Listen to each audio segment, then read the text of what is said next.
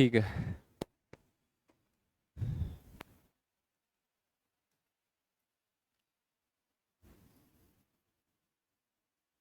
Government of India act of 1858। ठीक है। अब 1857 के बाद क्योंकि क्राउन ने टेक ओवर कर लिया, तो जो भी एक्ट्स हैं उनको हम क्या बोलते हैं? Government of India act. ठीक है। इसी एक्ट का एक दूसरा नाम भी है, एक्ट ऑफ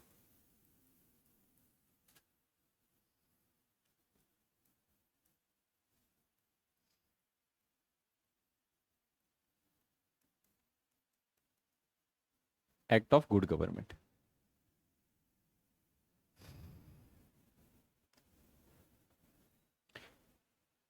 तो क्योंकि 1857 में क्या हुआ था?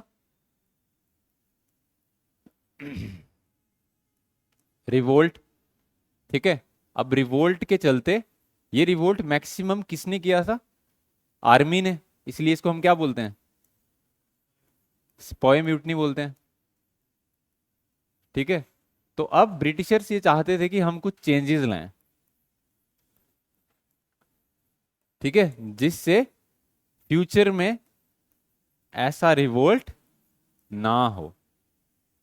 ठीक है। तो इस एक्ट में यही सब कोशिशें की गई। तो सबसे पहले क्या किया इस एक्ट में?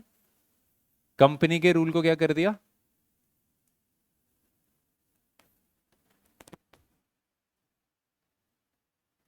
क्या किया कंपनी के रूल को? अबॉलिश कर दिया। ठीक है। कंपनी के रूल को अबॉलिश कर दिया और क्राउन ने टेक ओवर कर लिया।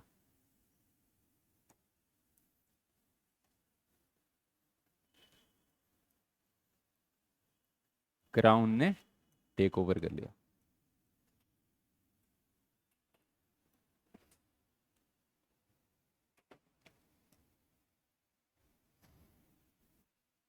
ठीक है। अब और क्या किया गया इसमें? गवर्नर जनरल ऑफ इंडिया को क्या बोला जाने लगा? Vice Roy of India. और पहला वाइस रॉय कौन बना इंडिया का? कौन बना? Lord Canning. एक और पोजीशन बनाई गई। हैं? क्या होता था? हम्म। नहीं नहीं नहीं, नहीं, ऐसा नहीं होता था। यार वाइस रॉय का मतलब है कि हेड पोजीशन उसको दी है। होगा कुछ मीनिंग, जैसे आपके यूनिवर्सिटीज में भी वाइस रॉयज होते हैं, वाइस चांसलर। हाँ। तो वाइस रॉय मतलब कि एक बड़ी पोजीशन। ठीक है।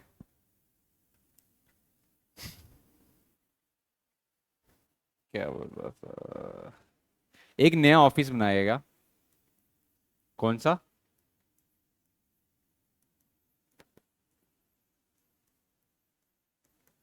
एक नया ऑफिस बनाया गया। किसका? सेक्रेटरी ऑफ स्टेट का। ठीक है। अब ये सेक्रेटरी ऑफ स्टेट जो है ये क्या होगा? मेंबर होगा ब्रिटिश पार्लियामेंट का। कहाँ बैठेगा ये? लंदन में। और वहां से इंडिया में जो भी कुछ हो रहा है उस सब के साथ डील कौन करेगा? सेक्रेटरी ऑफ स्टेट डील करेगा। ठीक है। पहला सेक्रेटरी ऑफ स्टेट कौन बना था इंडिया का? हम्म। John Stanley. ठीक है। John Stanley.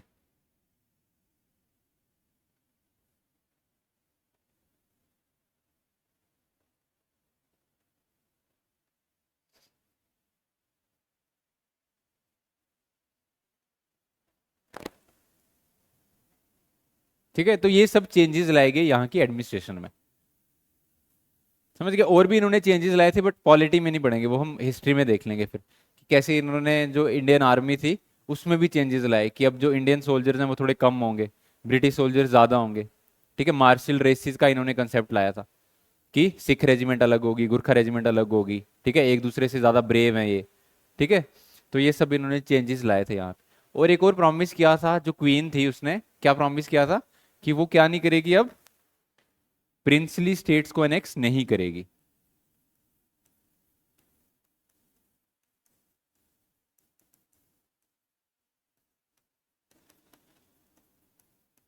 कि अब आज के बाद हम क्या नहीं करेंगे, कोई भी प्रिंसली स्टेट्स को अपने कंट्रोल में नहीं लेंगे, और यहाँ के सोशियो रिलीजियस एक्टिविटीज के साथ इंटरफेरेंस नहीं करेंगे।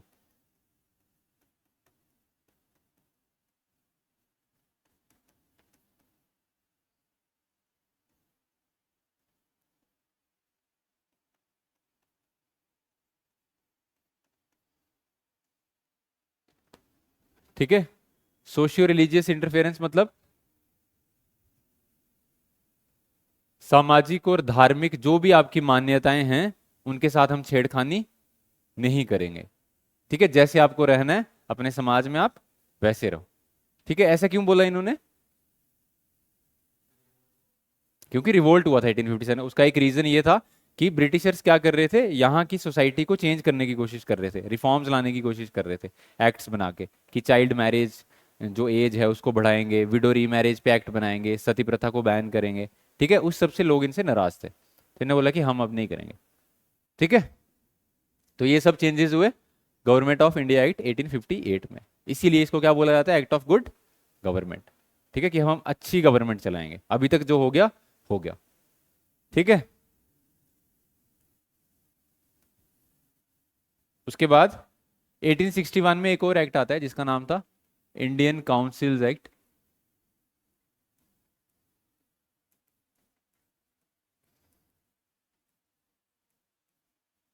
अब ये इंडियन काउंसिल्स एक्ट क्यों बोला जा रहा है, क्योंकि अब लेजिस्लेटिव काउंसिल्स बन चुकी थी। ठीक है, प्रोविंसेस में और सेंटर में अलग अलग लेजिस्लेटिव काउंसिल्स थी, जो प्रोविंसेस के लिए प्रोविंशियल काउंसिल्स लॉ बनाती थी, और सेंट्रल लेजिस्लेटिव काउंसिल सेंटर के लिए लॉ बनाती थी। ठीक है, तो उनमें जो जो चेंजेस आते थे वो इंडियन काउंसिल्स एक्ट के थ्रू लाए जाते थे। ठीक है, इसमें क्या हुआ इंडियन काउंसिल्स एक्ट 61 वाले में। हम्म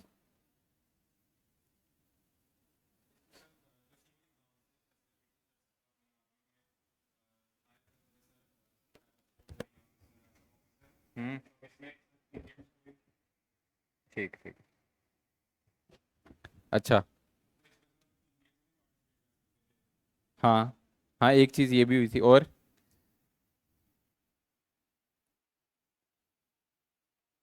भी हुआ था कुछ।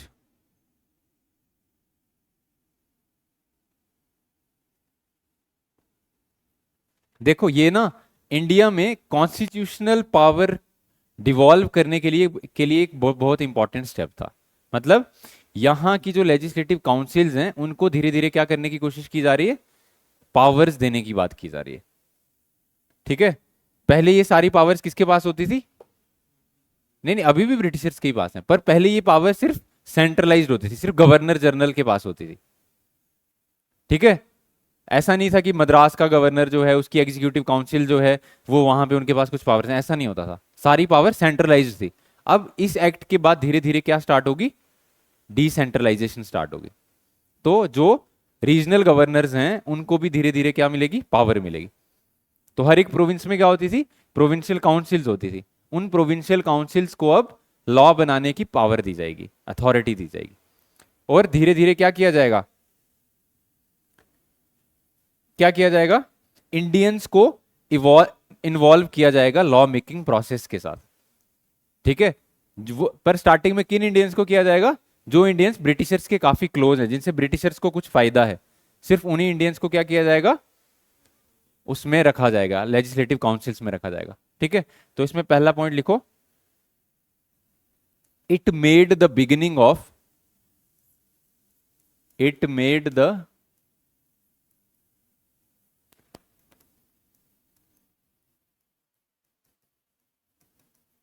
Beginning of representative institutions,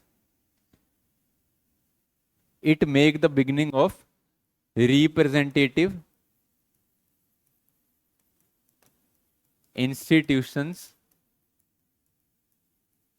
by involving Indians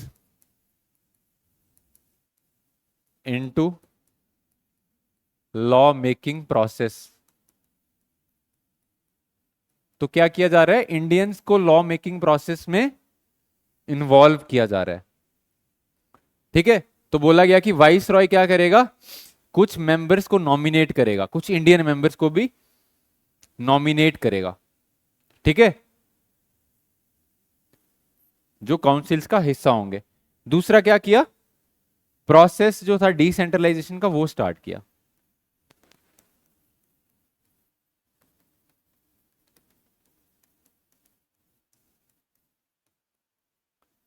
decentralisation का प्रोसेस स्टार्ट किया मतलब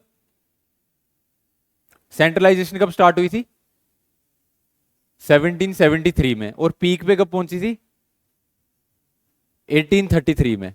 ठीक है, अब उसको क्या कर रहे हैं, रिवर्स करने की कोशिश कर रहे हैं। तो 1861 में क्या स्टार्ट होती है, डिसेंट्रलाइजेशन। अब क्या किया जा रहा है, जो मद्रास और बॉम्बे के गवर्नर्स हैं उनको क्या किया जा रहा है, लेजिस्लेटिव पावर्स दी जा रही हैं। ठीक है, तो लेजिस्लेटिव पावर्स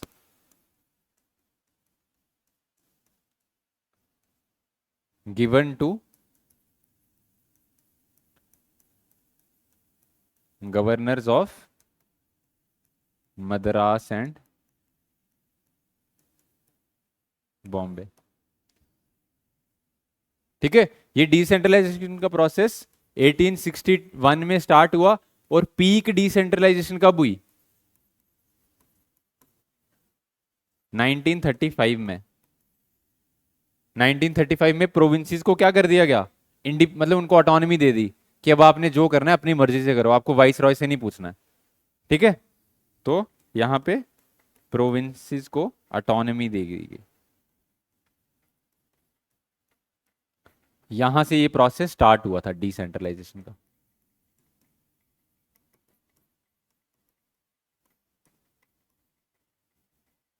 ठीक है, समझ रहे हो ये,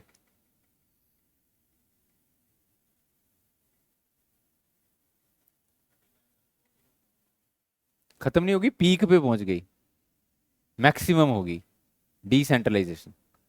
मतलब अब सेंटर ने क्या किया, स्टेट्स को पूरी पावर दे दी 1935 में। ठीक है,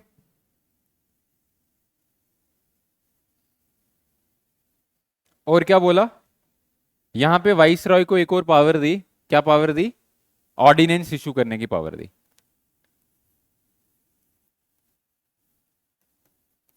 पावर टू इशू ऑर्डिनेंसेस, किसको दी ये पावर, वाइस रॉय। कौन बताएगा मेरे को ऑर्डिनेंस क्या होता है।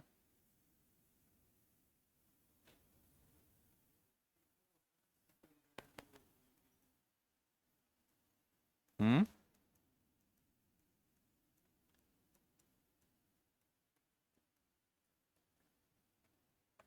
क्या होता है ऑर्डिनेंस,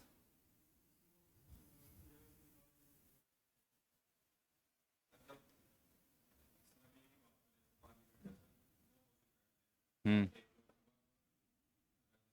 हम्म हम्म हम्म हम्म हम्म हम्म हम्म हम्म हम्म हम्म हम्म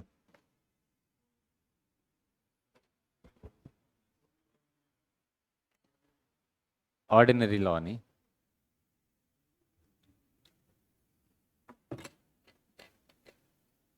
समझ आया आपको, कि जब पार्लियामेंट सेशन में नहीं है और उस टाइम देश में कोई कानून बनाने की जरूरत पड़ती है, तो प्रेसिडेंट के पास एक स्पेशल पावर है, ordinance making power, under article 123 123। ठीक है, तो आर्टिकल 123 के अकॉर्डिंग क्या कर सकता है प्रेसिडेंट, कोई भी लॉ बना सकता है, ठीक है। पर ये लॉ वैलिड कब तक रहेगा, 6 मंथ इसकी लाइफ है, 6 मंथ्स के अंदर ही क्या करना होगा, इसको पार्लियामेंट से पास करवाना होगा। अगर तो पार्लियामेंट ने इसको पास कर दिया तो ये परमानेंट लॉ बन जाएगा, और अगर पार्लियामेंट ने पास नहीं किया तो ये लॉ खत्म हो जाएगा। समझ गए। और यही ऑर्डिनेंस स्टार्ट कब हुआ था, 1861 में, और तब इसकी बनाने की पावर किसके पास थी, वाइस रॉय के पास। अभी किसके पास है, प्रेसिडेंट के पास। ठीक है, समझ गए, समझ आया वरुण। ठीक है, तो ये था इंडियन काउंसिल्स एक्ट ऑफ 1861। ठीक है, उसके बाद एक और एक्ट आता है, इंडियन काउंसिल्स एक्ट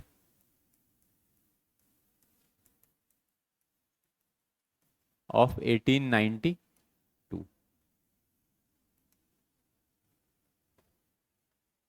इस एक्ट में क्या किया जाता है 1892 वाले में,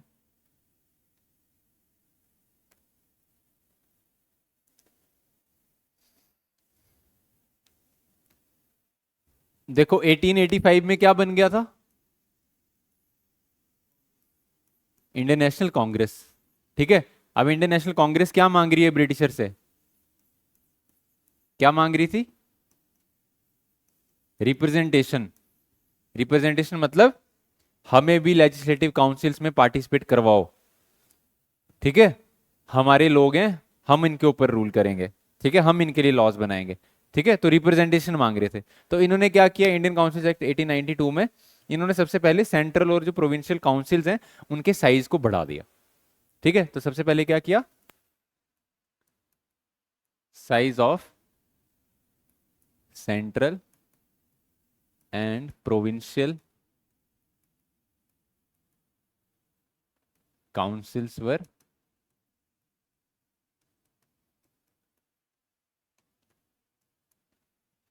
ठीक है, साइज को बढ़ा दिया। और क्या बोला, और इनको बोला कि ये जो प्रोविंशियल काउंसिल्स हैं ये क्या कर सकती हैं, इनको ज्यादा पावर्स दे दी। अब जो मैंने बोला ना धीरे धीरे डिसेंट्रलाइजेशन स्टार्ट हो गई है, तो अब हर एक एक्ट के साथ क्या होगा, प्रोविंसेस को ज्यादा ज्यादा पावर देते जाएंगे। तो इस एक्ट में क्या किया, प्रोविंसेस को बोला कि आप क्या कर सकते हो, बजट डिस्कशन कर सकते हो बजट पे।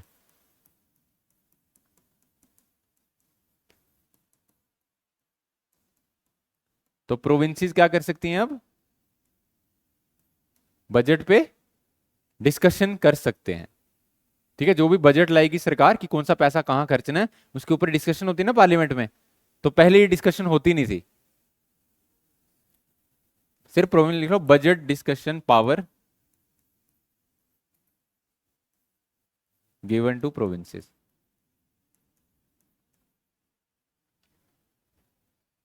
ठीक है, हाँ हाँ, इसमें पर अभी इंडियंस जो हैं वो नॉन ऑफिशियल मेजोरिटी है उनकी, ऑफिशियल मेजोरिटी नहीं है।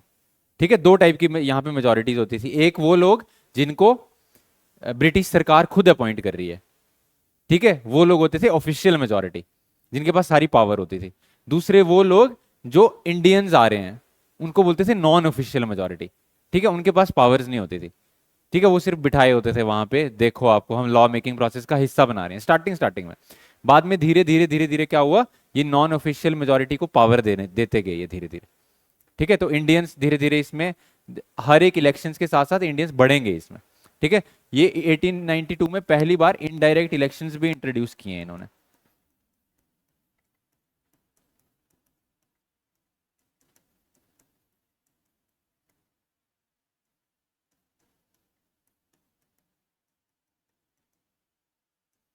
ठीक है, इनडायरेक्ट इलेक्शंस मतलब कि ब्रिटिशर्स ने बोला कि ये लोग हैं, ये जो जिन लोगों को चुन के भेजेंगे वो प्रोविंशियल काउंसिल्स में आएंगे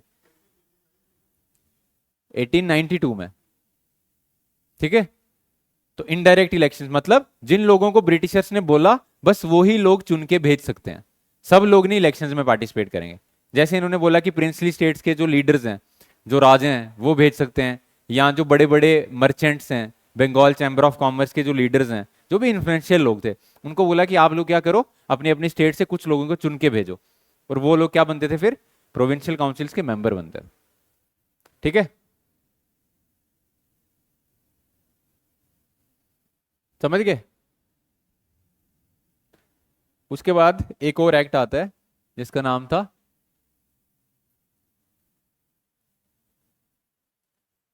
Indian councils act. Indian councils act of 1909। इसी का दूसरा नाम क्या है? मॉर्ले मिंटो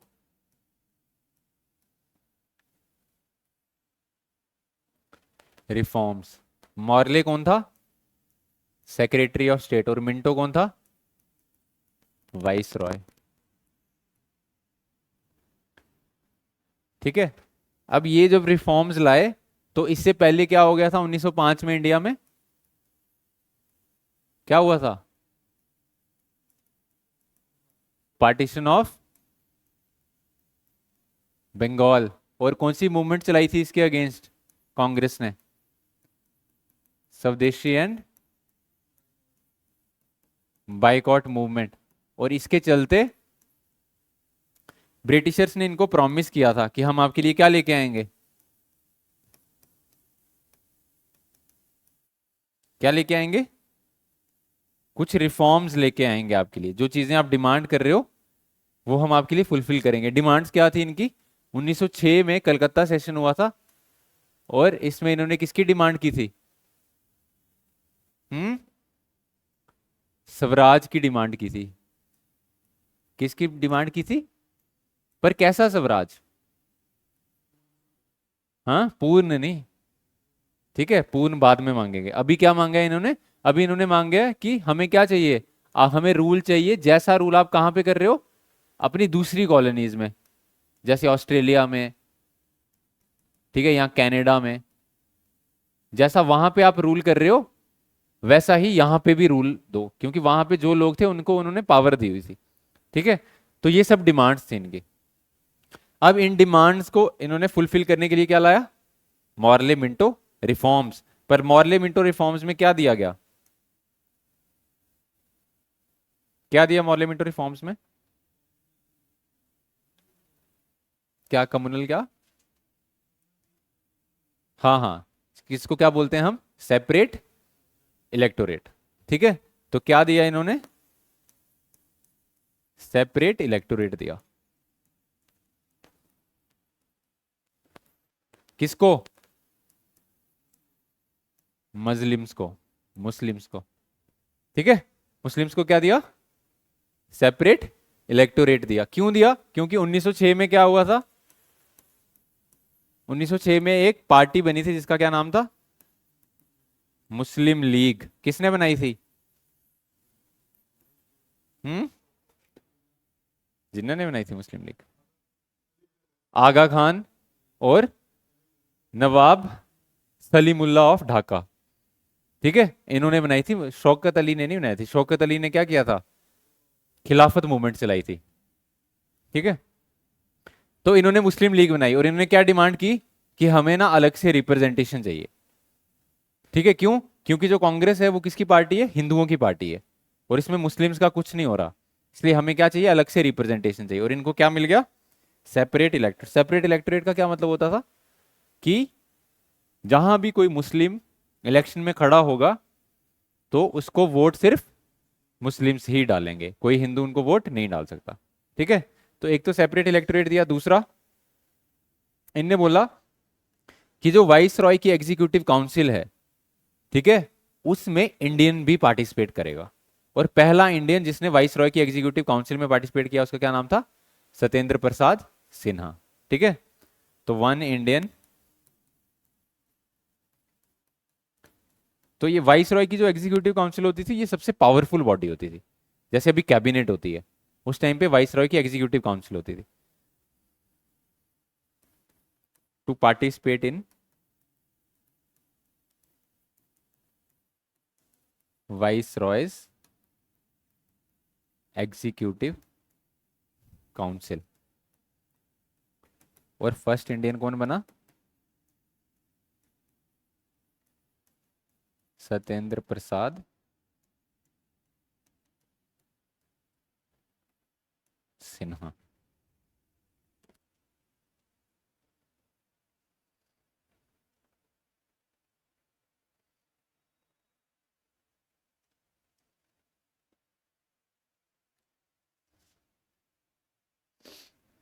ठीक है, इसलिए लॉर्ड मिंटो को क्या बोला जाता है? क्या बोला जाता है? Father of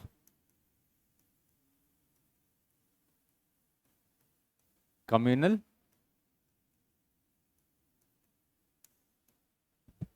electorate. ठीक है, कम्युनलिज्म क्या होता है? कम्युनलिज्म क्या होता है?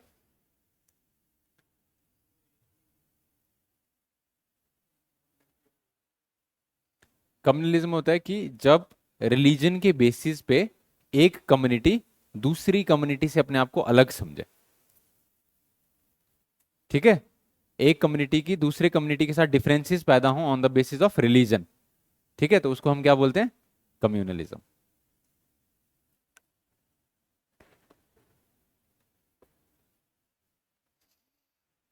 अब मॉर्ले मिंटो रिफॉर्म्स के बाद 10 साल के बाद एक और एक्ट आता है, ये लिख लिया सारा? लिख लो।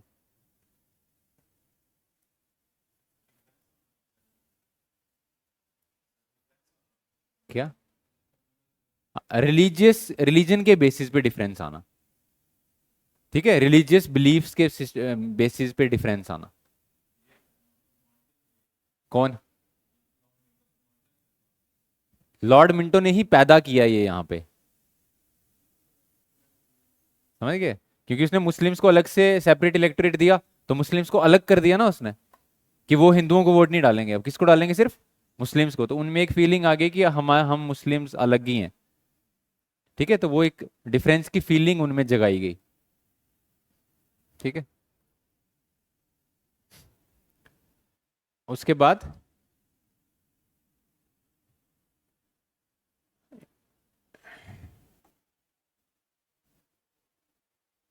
Government of India act of 1919। इसका दूसरा नाम क्या था? Montagu Chelmsford reforms. ठीक है, तो ये कौन था? सेक्रेटरी ऑफ स्टेट, और ये कौन था?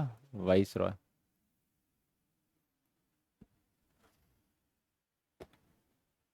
अब 1919 से पहले क्या क्या घटनाएं घटी थी इंडिया में? क्या क्या हुआ था? हाँ, गांधी जी की एंट्री हो गई थी, और रॉलेट एक्ट आया था एक। ठीक है, और जलियांवाला बाग हुआ था।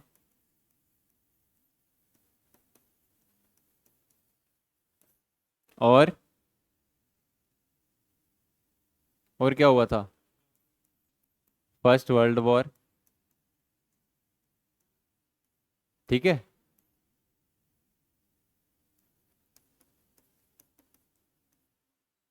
खिलाफत रॉन्ग्स। तो ये सब घटनाएं, सेक्रेटरी ऑफ स्टेट, ये सब घटनाएं 1919 से पहले हुई थी। ठीक है, और इन सब घटनाओं के चलते देश में काफी प्रोटेस्ट, हल्ला, सब कुछ चल रहा था। ठीक है, अब इसी के चलते इन्होंने बोला कि नहीं, हम आपके लिए रिफॉर्म्स लेके आएंगे। ठीक है, और इन रिफॉर्म्स में क्या बात की गई? हम्म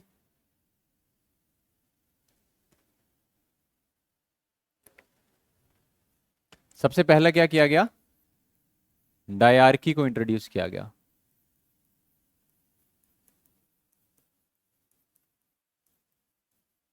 एट प्रोविंशियल लेवल। तो प्रोविंशियल लेवल पे क्या बोला? कि डायआर्की, डायआर्की का क्या मतलब होता है? Dual government.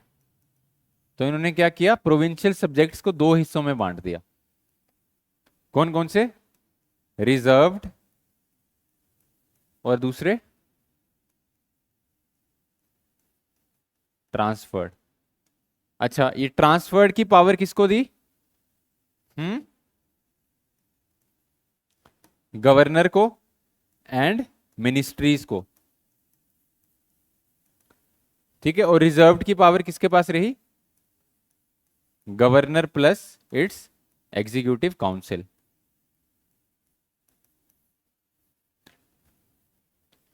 ठीक है,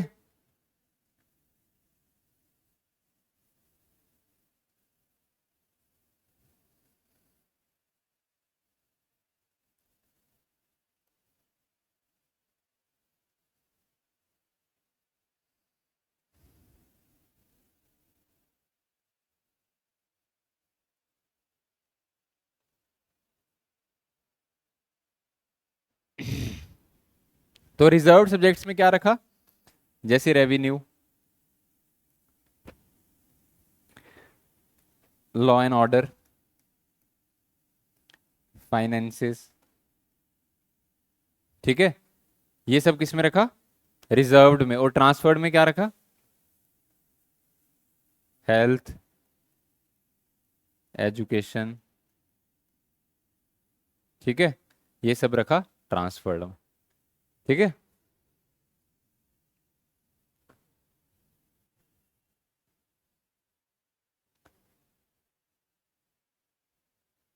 तो कोई रियल पावर तो नहीं दी, बस नाम की पावर दी, ठीक है। और क्या बोला, इन्होंने बोला कि हम क्या इंट्रोड्यूस करेंगे, बाई कैमरलिज्म इंट्रोड्यूस करेंगे। क्या इंट्रोड्यूस करेंगे,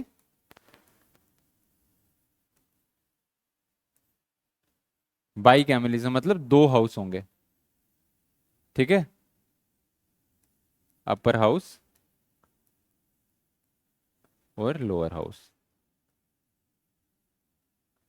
और देश में पहली बार डायरेक्ट इलेक्शंस को इंट्रोड्यूस किया गया।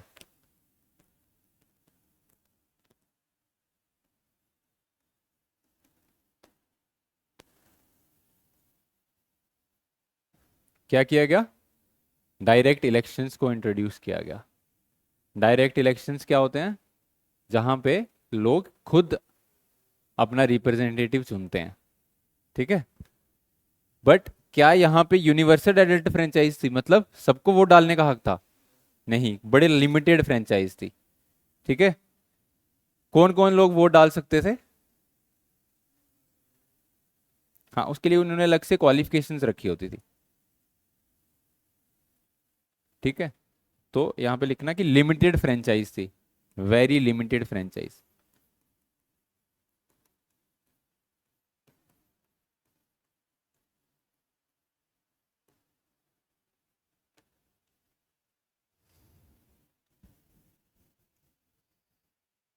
और क्या किया इसमें, एक एक चीज और की, कि जो सेपरेट इलेक्टोरेट था पहले किसको मिला था, सिर्फ मुस्लिम्स को। अब इन्होंने क्या किया, सिख को, क्रिश्चियन को, पारसी को, सब रिलीजन्स को दे दिया, ठीक है। जो भी माइनॉरिटी रिलीजन्स थे सबको क्या दे दिया, सेपरेट इलेक्टोरेट दे दिया, ठीक है। तो एक्सटेंडेड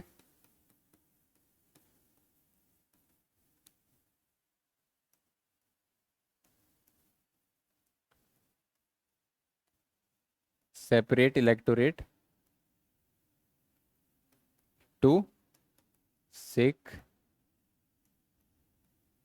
क्रिश्चियंस, एटसेट्रा, ठीक है।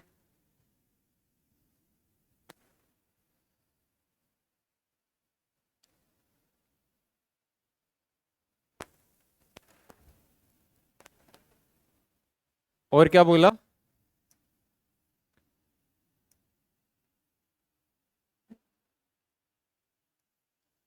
कि एक क्या होगा, पब्लिक सर्विस क्रिए वो होगा, कमीशन होगा,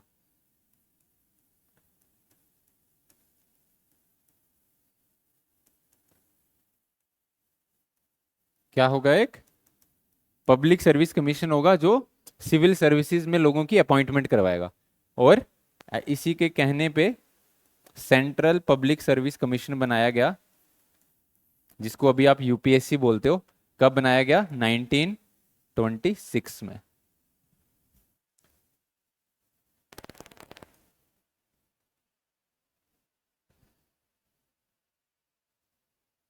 ठीक है। 1926 में क्या बनाया गया, सेंट्रल पब्लिक सर्विस कमीशन बनाया गया, ठीक है।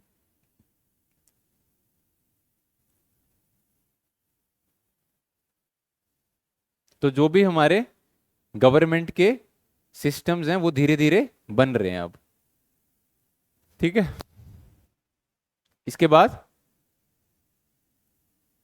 मोस्ट इंपॉर्टेंट एक्ट है government of India act of 1935,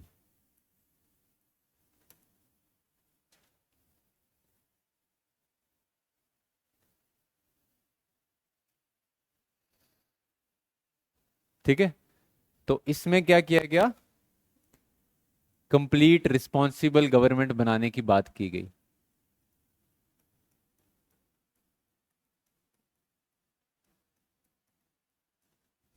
कि क्या बनाया जाएगा कि जो गवर्नमेंट है प्रोविंसेस में खास करके उनको बिल्कुल रिस्पॉन्सिबल गवर्नमेंट्स बनाया जाएगा।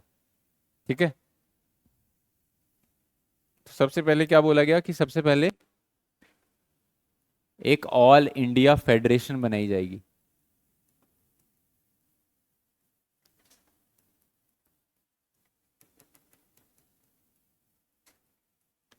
क्या बनाई जाएगी? ऑल इंडिया फेडरेशन बनाई जाएगी, जिसमें क्या क्या होगा, प्रोविंसेस भी होंगी और प्रिंसली स्टेट्स भी होंगी।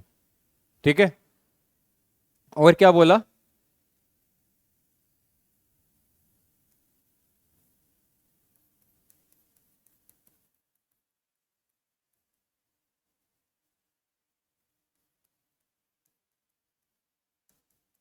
इसने क्या किया, सेंट्रल और प्रोविंशियल जो पावर्स थी उनको 3 लिस्टों में बांट दिया। ठीक है, कौन कौन सी लिस्ट में बांट दिया? फेडरल लिस्ट,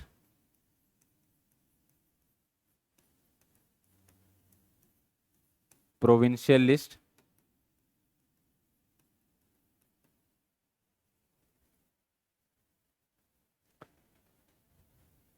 और तीसरी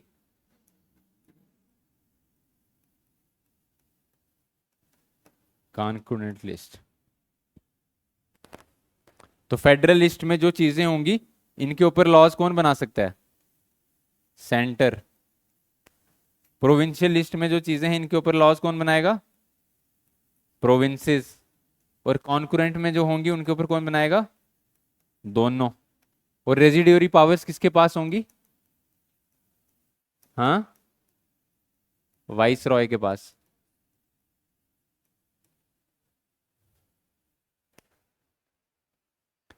ठीक है, तो क्या बोला कि सेंटर और प्रोविंसेस 2 यूनिट्स हैं गवर्नमेंट के। ठीक है, तो दोनों में पावर्स कैसी डिवाइड होंगी, तो 3 लिस्टें बनाई। ठीक है, और इन लिस्टों में जो जो चीजें डाली, जैसे फेडरल में जितनी चीजें उनके ऊपर सेंटर लॉ बनाएगा, प्रोविंशियल में जितनी चीजें उनमें प्रोविंसेस लॉ बनाएंगी, और कॉन्करेंट में जो है वो दोनों बनाएंगी। और कल को कोई एक नया मसला ऊपर उठ के आता है जो इन तीनों लिस्टों में है ही नहीं, तो वो उसको हम बोलते हैं रेजिड्यूरी पावर। उसके ऊपर कौन लॉ बनाएगा फिर? वाइस रॉय। अभी भी हमारे देश का जो कॉन्स्टिट्यूशन है उसमें 7th शेड्यूल है जिसमें ऐसी 3 लिस्टें डाली हुई हैं।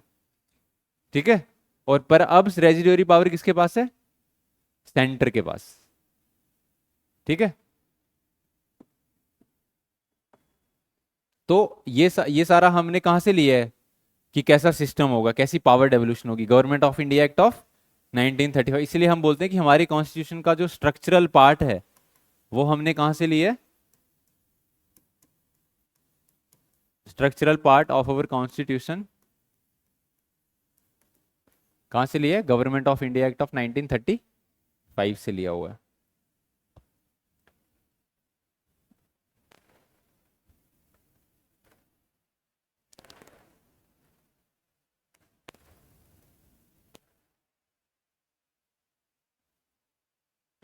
अच्छा, 1919 वाले में लिखना डायरेक्ट इलेक्शंस, लिखवा दिया था मैंने? लिखवा दिया था ना? ठीक है, इसमें एक और चीज लिखो। इसमें क्या किया गया, जो प्रोविंसेस में डायरकी थी उसको क्या कर दिया गया? अबॉलिश कर दिया गया।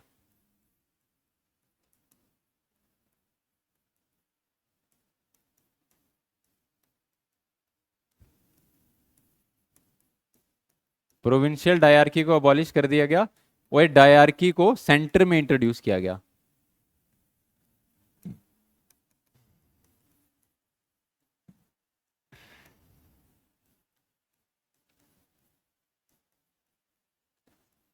डायरकी को कहां इंट्रोड्यूस किया गया? सेंट्रल लेवल पे।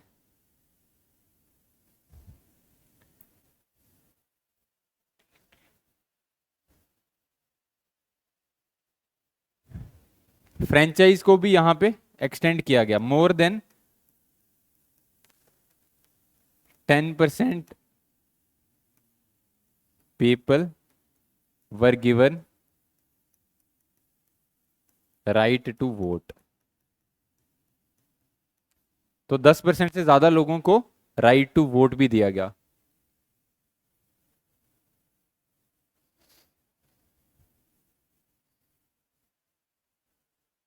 ठीक है, और क्या बोला इसमें, it provided for the creation of RBI, RBI बनाने की बात की गई, जो देश की करेंसी को देखेगा। और दूसरी बात क्या की गई, इसने बोला कि सेंट्रल पब्लिक सर्विस कमीशन तो 1926 में बन गया था, इसने बोला कि provincial legislate public service commission भी होगा, जो स्टेट की अपॉइंटमेंट्स करेगा सिविल सर्विसेज में। ठीक है,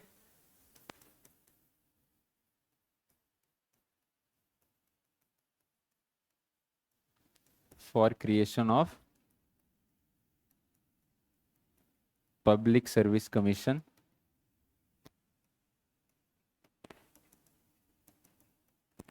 एट प्रोविंशियल लेवल।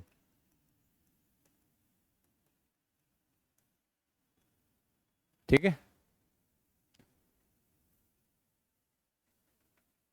और क्या बोला लास्ट पॉइंट, कि एक फेडरल कोर्ट होगा, क्या होगा, फेडरल कोर्ट होगा, जो बाद में सुप्रीम कोर्ट बना। ठीक है, और ये फेडरल कोर्ट कब बनाया गया, 1937 में।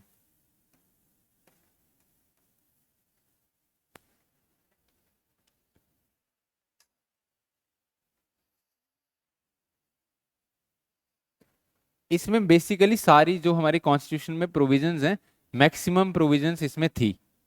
ठीक है, कुछ चीजें मिसिंग थी, जैसे इसमें फंडामेंटल राइट्स की कोई बात नहीं हुई थी, डीपीएसपीस की कोई बात नहीं थी, वेलफेयर स्टेट बनाने की कोई बात नहीं थी। ठीक है, बट स्ट्रक्चर कैसा है गवर्नमेंट का, कैसे काम करेगी, वो सब बातें 1935 के एक्ट में थी।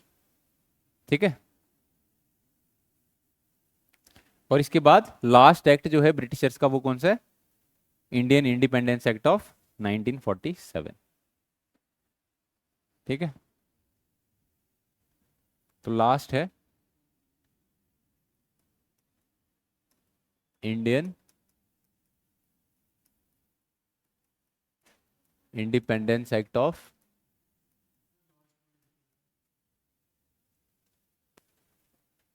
Federal court 1937।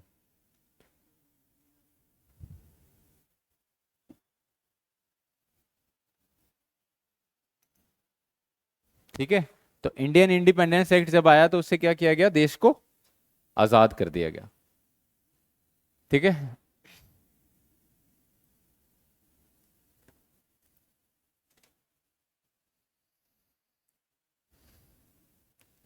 तो इससे क्या हुआ, एंडेड ब्रिटिश रूल,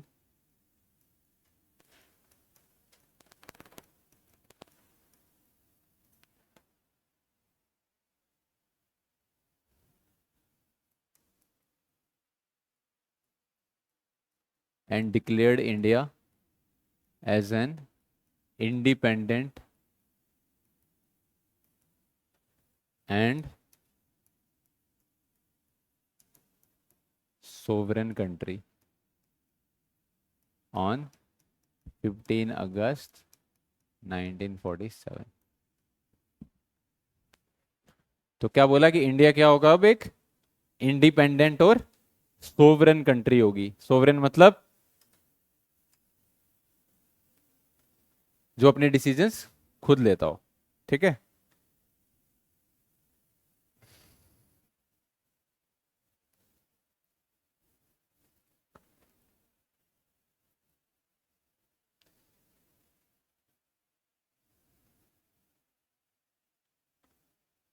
ठीक है, तो दो डोमिनियंस बनाने की बात की गई, कौन कौन सा, इंडिया और पाकिस्तान। ठीक है, दोनों के लिए अलग अलग कॉन्स्टिट्यूंट असेंबलीज होंगी। ठीक है, और क्राउन रूल को क्या कर दिया गया, चलो लिख ही लिया है ये तो। ठीक है, तो इंडिया इंडिपेंडेंट हो गया, और जो लॉर्ड माउंटबेटन है वो कौन बना,